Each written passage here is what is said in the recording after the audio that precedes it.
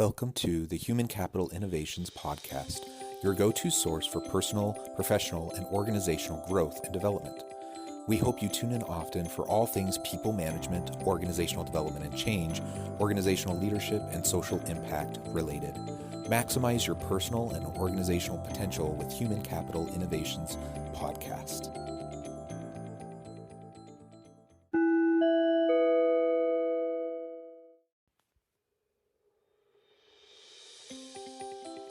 Welcome to the Human Capital Innovations Podcast. In this HCI podcast episode, I talk with John Baker about the role of introversion in meetings, teams, and leadership.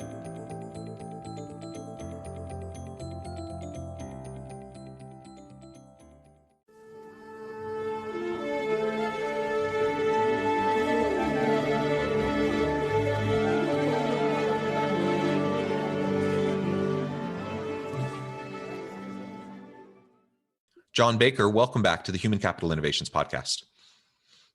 Hi, great to be back here. Yeah, it's great to have you back. We were just talking, and I think it was a little over a month ago that we had our last conversation where we focused on the role of introversion within organizations and how organizations can better maximize and leverage the unique talents and skills that introverts bring to the table to make the organization stronger and more competitive. We're going to continue that conversation today, but we're going to zoom in a little bit and we're going to focus on the role of introversion in meetings specifically, and really how that connects with teams and how leaders better facilitate those meetings and those team dynamics, understanding that we have different personality types and we have certainly extroverts, but we have lots of introverts and probably more introverts. And people along the spectrum more that direction. And so we need to know how to better manage that and lead that in order to maximize, positive, healthy cultures and team dynamics and help our meetings to be more successfour. As we get started. Sounds good. Yeah, great. As we get started, John, I just wanted to share your bio with everyone again, in case they didn't catch our last episode. Driven by his desire to expose the talent of quieter business people, John Baker has become known for activating introverts. With his quietly confident attitude to challenges and vision of balanced teams, alongside his enthusiasm for action and helping others, John inspires business leaders to take action.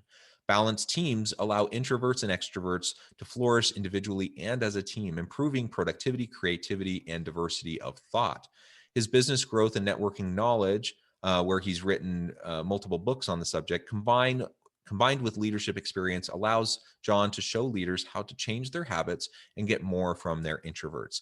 He's probably the only speaker who believes you don't need to keep your head above water to succeed. He spends his spare time underwater. Scuba diving has provided fun in many tight spots.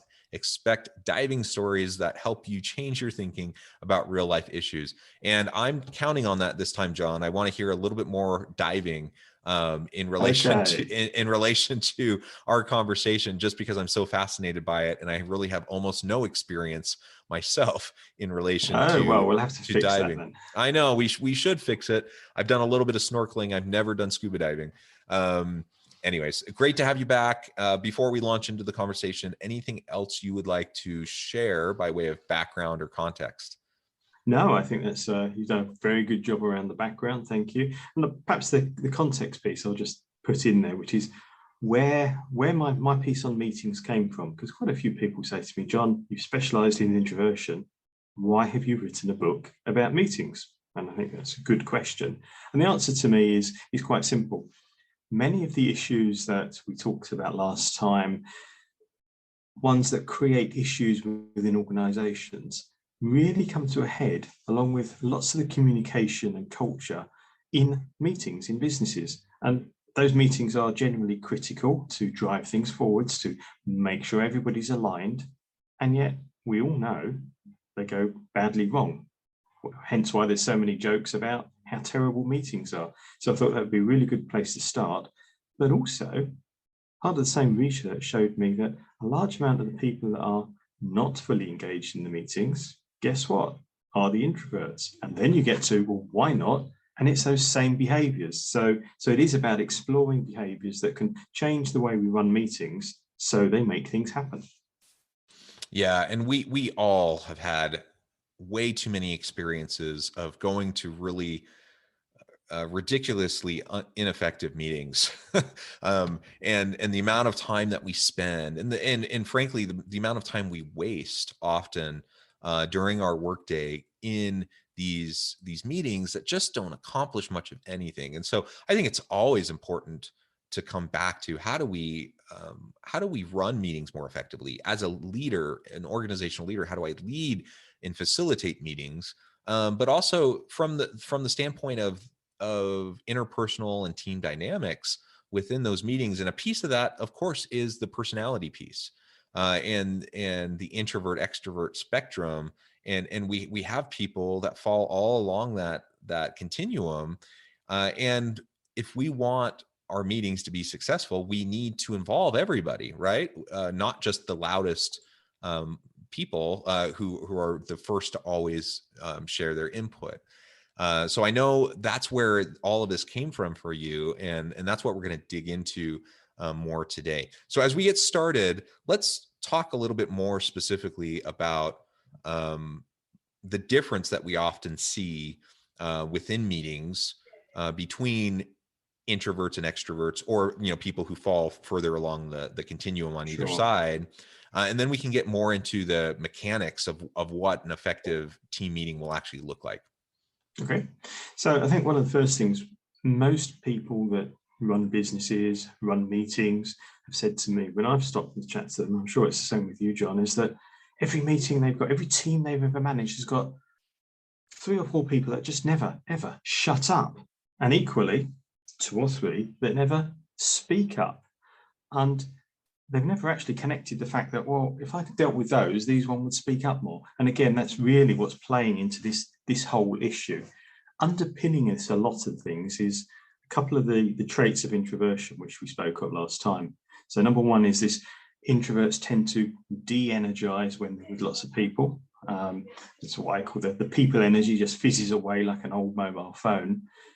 The other one is the internal processing versus external processing.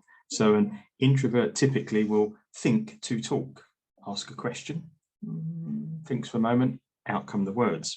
An extrovert will talk to think. So ask a question, words come flying back. They're not necessarily a complete answer because they are in the thought process. Whereas the introvert is silently trying to go, let me come up with the most complete, the most concise, the most well-structured answer I possibly can. The extrovert's coming out with words in the process of forming their answer. Now, that's all very well until you sit there and get into meetings, because then at that point, open the question up and whoomph, the extrovert starts talking, and the introverts by and large are not going to bother jumping in at that point. And so, okay, I'll sit quietly. And then you add to some of that some of the other behaviors we often see in meetings where, for example, it's the Monday meeting. What's the purpose of the Monday meeting? It's just the Monday meeting, don't ask. And everyone troops into a Monday meeting expecting, actually, let's be honest, they don't expect great things because they've been to the Monday meeting for as long as they have and nothing ever happens. But people walk out going, what was that all about? So I think there's a number of things that go on. So first of all, I always sit there and say, why are you having a meeting? If you want to make better meetings, why are you even bothering? If all you really want to do is to tell something, you want to pass information on, in other words, it's one direction, why not put it on an email, or even do what we're doing here, just record a short video. Boom, out it goes. Everybody's got exactly the same message. Everybody's saved themselves time. You've saved time. Job done. But no, we insist on pulling everybody into a meeting. Everyone travels. They sit there for an hour or two, and they're perplexed about what they're meant to do about this. They receive some information, and job done. So what's the purpose? If the purpose of the meeting is to get the team together, to get the team to discuss something, whatever the something is, so you can come up with a solution, then you really do want a buy-in from the whole team, because unless you've got everybody contributing, you're going to end up with what many people will call groupthink, where 2 or 3 voices steer the meeting or steer the conversation, and everyone goes trotting off in this direction. Great, and everyone feels good. Yeah, we're getting somewhere. It's a bit like times when I've been underwater, where There's a particular lake that I often dive in, and there's times when you go that it's crystal clear, but at other points it's as murky as hell. I have to say, it's got a clay bottom and it just floats around. And now I've got to the point where over the years I can jump in and go, yeah, if I go that way, I'll get to the shipwreck. But there's times when you kind of think, yeah, right, off you go. It's that way. And you go herring off and everyone feels good because you're heading in the same direction. And then you keep going and you miss the shipwreck altogether and you get to the back end of the lake and you go, well, where are we? Whereas if you sometimes stop, take your time.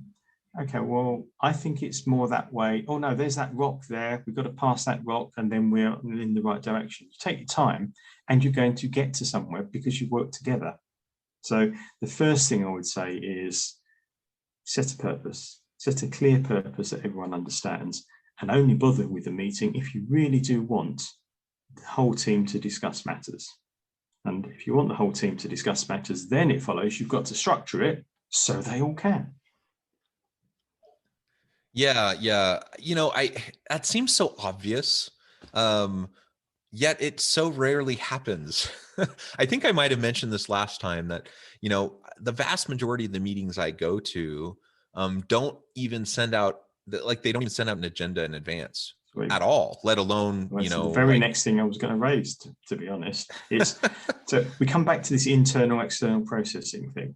And we know that we want the quieter ones to speak up a bit more, but then we dump a load of information on them. And the extroverts, and I always remember back it was the first day in my second ever proper job. So it's quite a while ago now. And I was sitting in this meeting and I was slightly nervous because it was my first day. But there's about 20 people in this team. And there's 3 or 4 that never shut up. And every time the boss asked the question, they would come out with this stuff. At the very beginning of the meeting, he had handed around a wodge about an inch thick, piles of paper with data on it that we were all meant to be discussing. They hadn't seen the data, but they were still firing answers in. And you've got other people were quietly looking through the data and trying to work out what on earth's going on. But their comments bore no resemblance to the data because they were just in the process of talking. So again, if you're going to have people to actually process the information and then speak, get them that information early. So we've always been told, send the agenda out early. It makes sense. Of course it makes sense. But now let's think about why. Because if you don't, a third of your team, the introverts, ain't going to really have a chance to participate. Yeah, yeah. Well, and it comes back to, it's connected to your first point as well. If you have a clear purpose for the meeting, that will be spelled out in the agenda, right? And so you have a stated purpose and objective. You have, what's going to be discussed in the meeting, and you provide that in advance, and it's a primer. It gives people a chance to think and to prepare, and then they can come and you can have a working meeting and get things done. When that doesn't happen, one of two things. Well, either the meeting probably doesn't even need to be a meeting because, like you said, it's just a one direction, like sharing information, record a video, send an email. You don't even need to have a meeting. Or you end up having something that you intend to be a working meeting that is completely dysfunctional and derailed from the very beginning because people aren't prepared, and you only get the vocal ones to speak out immediately, and you don't have good thinking occurring. And so it's not complicated. It really is quite simple, but you have to be committed to it. You have to be committed to having a clear stated objective and purpose for the meeting, sharing that with your people, in part, by having an agenda in advance so that people can prepare. And that those two things alone, if you can do those two things consistently, it's going to vastly improve the quality of your meetings. And chances are you'll probably cut your meetings in half because you'll realize that there's no point in even holding this meeting. I was actually really impressed last week because I had it's like a weekly staff meeting with this one area that I'm involved with. And we meet every week at this time, and the person's really good at getting an agenda out.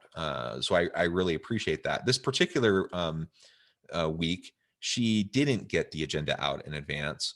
And while I would have preferred that she'd done this a little bit sooner, to her credit, she just canceled the meeting. She just said, you know what? Sorry, it's my fault. I didn't get this out in advance. I'm just going to send an email. I'll share some of the things I thought we could talk about. Let's cancel the meeting. Everyone gets an hour back to their day. And I'm like, brilliant. Yay. That's so rare. How many, and you know, it was vulnerable on her part to just admit it. Nobody thought bad of her, that we actually were all very appreciative. But how many times do leaders not want to look weak or unprepared? And so they just plow into a stupid meeting that isn't serving any real purpose, because they can't just admit that, you know what, they didn't do their due diligence in preparing people in advance. And now they're just wasting everybody's time. I've sat through so many meetings like that.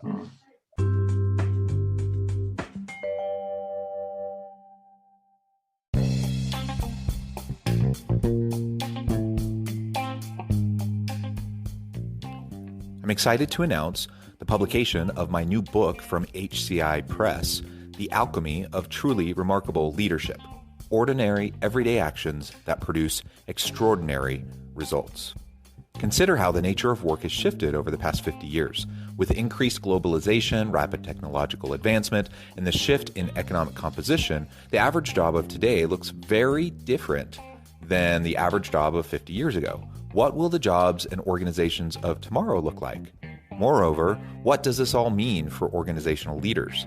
What are the core competencies and capabilities of organizations and their leadership that are prepared for continued disruption and geopolitical and socioeconomic shifts? Regardless of what the future holds, increasingly, leaders need to be socially minded, data-driven, decisive, champions of talent, and disruptors of the traditional notions of leadership, teams, organizations, and work. The Alchemy of Truly Remarkable Leadership will help you to explore your own leadership competencies and capabilities and consider ways to apply and implement them into your workplace and personal life.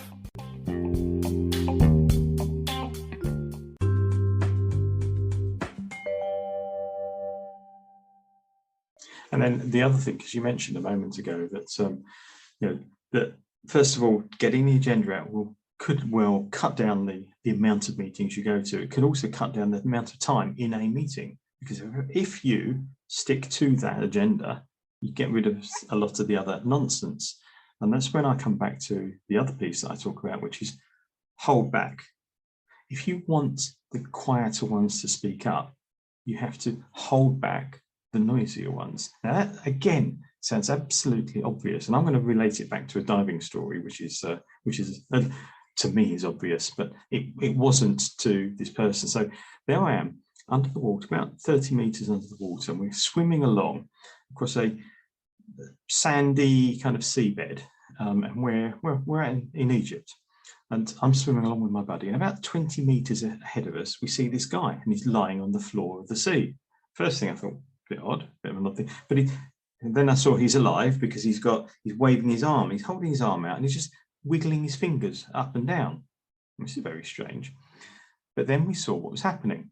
What he was doing, every time he stopped wiggling his fingers, there's these 4 lionfish, and they were kind of really interested, and they creep in another couple of inches, and then he'd wiggle his fingers, and they stay there, and they creep in like this. And we're just watching this in amazement that's going on. But as you don't dive, John, there's probably one thing which you don't know about lionfish. They're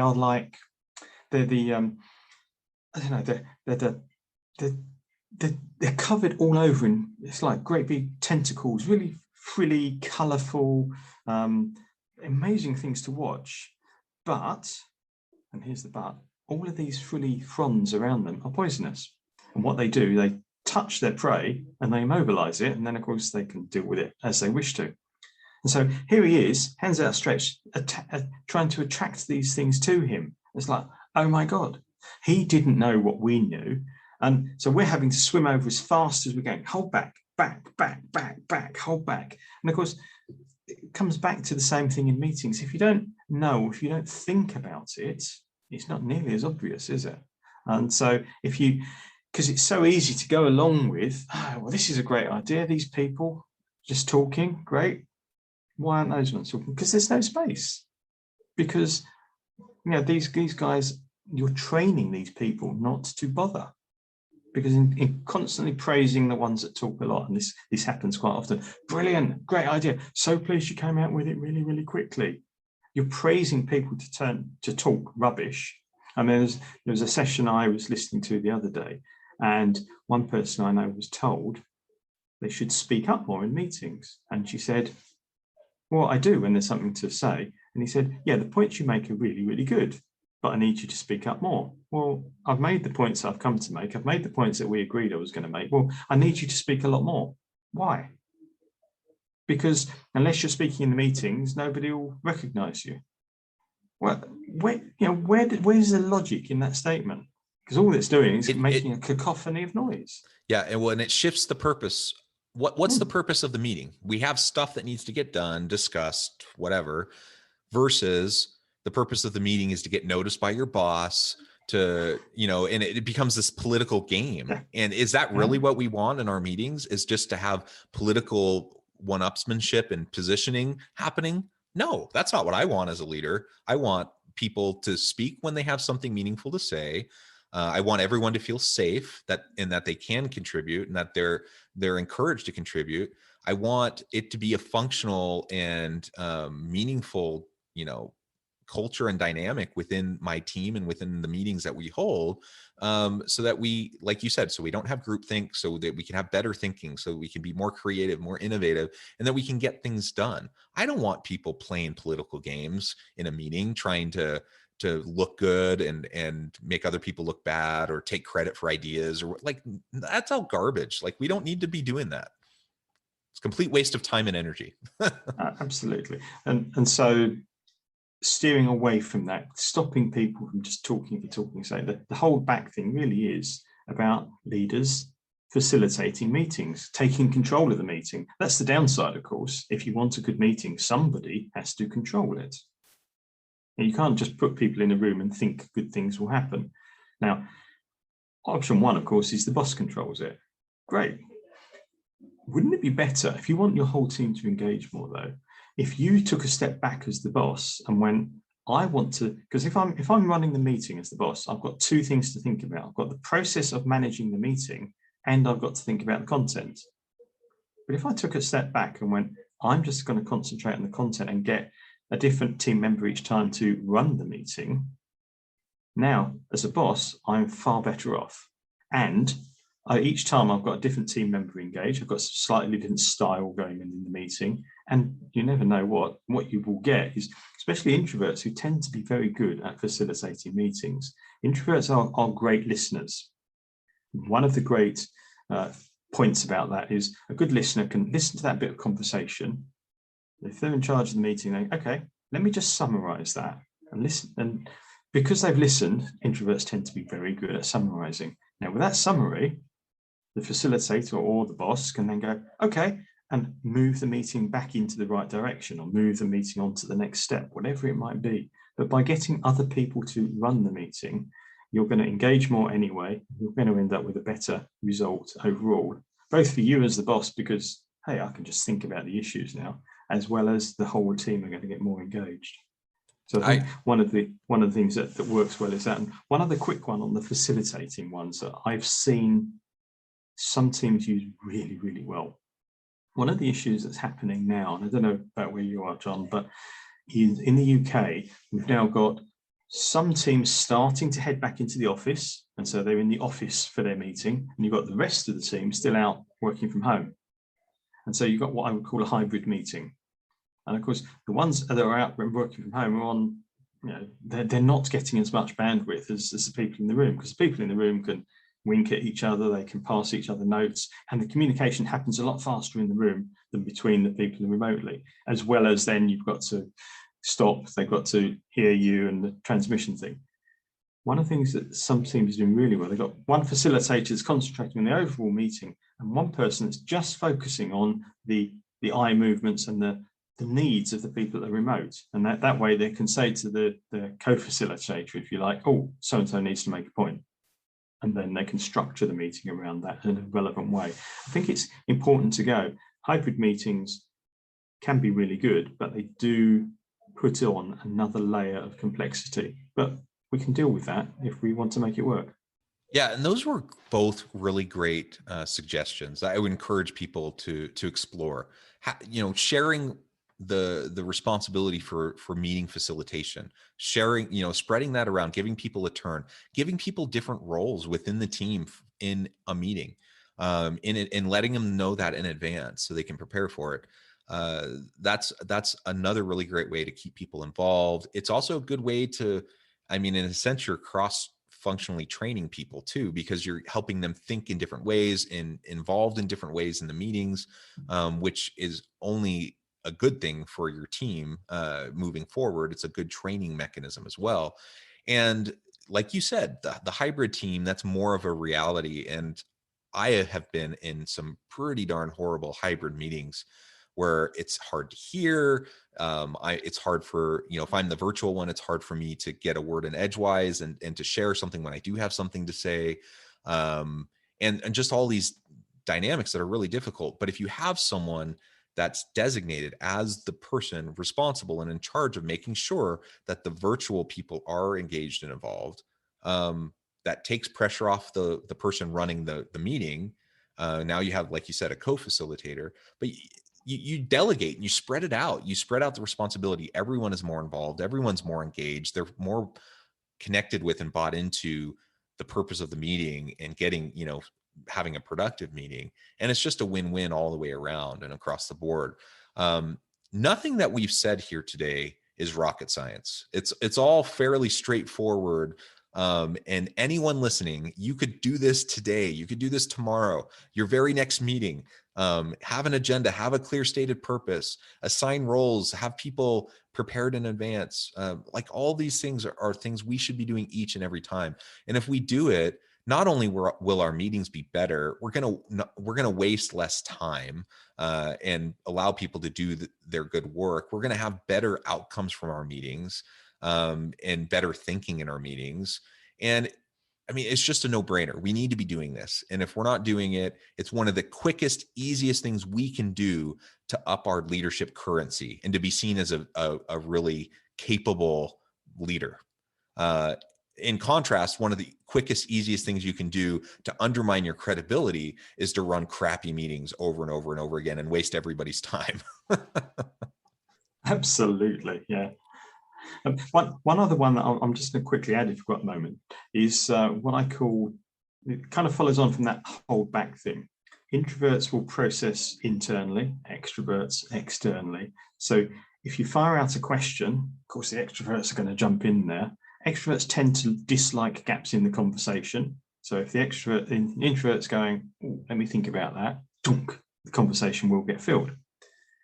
So the next thing I often install is what I call, not for every single meeting, not for every single question, but what I put, write it. So again, it's nobody speaks for a minute, 30 seconds, 2 minutes, whatever you name. You ask the question, everyone has to write down the main points of the answer. Now, trainers, of course, use this all the time because they get to write it on Post-it notes or sticky notes, and then you can stick it on the wall, and then the team can group up the thoughts. And that works really well. Again, it's another level of engagement. It's got the introverts now have had the time to slow down the pace of the meetings. The introverts have thought. Sometimes the very act of slowing it down means that the extroverts have added extra detail too. Win-win. And then if you go for the full-on spreading the bits of paper around the whiteboard thing, you've got another layer, you've got a bit of activity going on, so everyone's not just sitting down. But you don't have to do that. Even just then going around the room and getting everyone to read out their points can make a difference. And again, it structures the meeting. And that also plays well to the remote or the hybrid meeting thing, because you can do levels of that for those. So you could use something like Google Jamboard, where you all write your stuff up there, you rearrange it. People talk a lot about how wonderful the chat box is in Zoom meetings and all the rest of it. I'm not completely convinced by that. If it's used sparingly, I think you can do well. But when it's just full of a random supply of jumble, it's rubbish. So I'd steer a little bit away from the chat box. I would suggest using polls occasionally. Yeah, well, I like those tips too. Yeah, I like those tips too. And the chat box thing, yes, it can be beneficial. And I I'm one who I like to think through what I'm going to say in a meeting. I like to be able to articulate it well. And so having a chat option sometimes is quite nice, because it allows me to actually write it out and really clarify what I'm thinking before I share it. That's not typically how I see the chat features used, though. Absolutely. Most of the time people are just saying random stuff, they're joking around, they're sharing memes, whatever. And I don't have a problem with levity in meetings, and if you want to share a funny meme in response to what's being talked about, whatever. But that's not the benefit of having the chat feature. So keep that in mind too, as we're running these virtual or hybrid meetings. Some of the systems, like Adobe Connect, is a lovely system, but you can actually have different chat boxes running at the same time. So you can have your background chatter, but then you can have one specifically on a certain question. So you can get the benefits of both. And the other one that I like to play, which again works well with hybrid, is using something like Mentimeter. So it's a separate piece of software. Everyone can bring it up on their phone, mentimeter.com. And you ask the question, people put in one-word answers or two-word answers, and it creates a word cloud. So what you've then done, it's anonymous. So you haven't got this, oh, he said that and he said that, but you end up with a cloud. So the big words are the ones that people said a lot. The small ones are a few people said, and you can explore that as a group. But again, it's an extra piece of engagement, but the important piece is it allows the introverts to process, and everyone can then see what they're going to focus on. So that can join together the hybrid meetings as well. Yeah, love it. I love it. Well, thank you, John. It has been a real pleasure talking with you. So many really great ideas and things to consider. Like we were discussing, it's not rocket science. Like, these are things that anyone can start doing right away, right now, make a very immediate, meaningful impact on your team dynamics, the quality of the work that's getting done, the productivity, creative thinking, etc. It's really something everyone should be doing. It's one of the first, like when I teach at the university, it's one of the first things I teach in a class. It doesn't really matter what class I'm teaching. If they're doing team-based work in the class, which many of the courses do, we talk about effective team meetings, because, if you don't have effective team meetings, guess what? The team's probably going to be dysfunctional. But when you have effective team meetings, that's like half the battle. And a lot of the other things start to resolve themselves. Well, John, thank you. Before we close today, I did want to give you a chance to share with listeners how they can get connected with you, find out more about what you're doing, and then just give us the final word on the topic for the day. Okay, thank you. So you can find me on LinkedIn, where I'm John Baker, that's Jon, or go to the website, which is introvertsinbusiness, one word, .co.uk. That's easy to get hold of me. And one final word, I would say exactly as you said, meetings they're not rocket science. Don't try and create this perfect meeting, because you never will, but just keep making little steps. And the one final one I throw in, which joins everybody together at the end of the meeting, is get everyone to score it out of 5 or out of 10, whatever number you choose. And everyone just has to pick a number and how good was the meeting. And we do it when we've been diving. How good was my diving? Oh, it was a 7 today. We never question it unless they come in with a really low score, in which case what you then do is you focus and turn around and say, okay, Fred, what would have made the 5 become an 8? What one thing didn't work for you? Because now we're all learning from each other. And that, I think, is the final great thing about a team. If we can all learn together what works for each other, we're in a much, much better place. Yeah, amen. Well said. Thank you, John. I encourage listeners to reach out, get connected, find out more about what he can do for you. And as always, I hope everyone can stay healthy and safe, that you can find meaning and purpose at work each and every day. And I hope you all have a great week.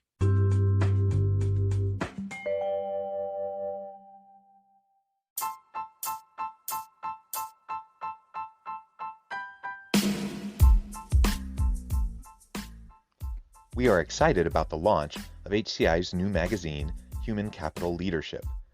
Human Capital Leadership is a free, interactive e-magazine designed to help individuals, leaders, and organizations find innovative approaches to maximize their human capital potential. We will be publishing issues quarterly in August, November, February, and May. Check out the first issue and let us know what you think.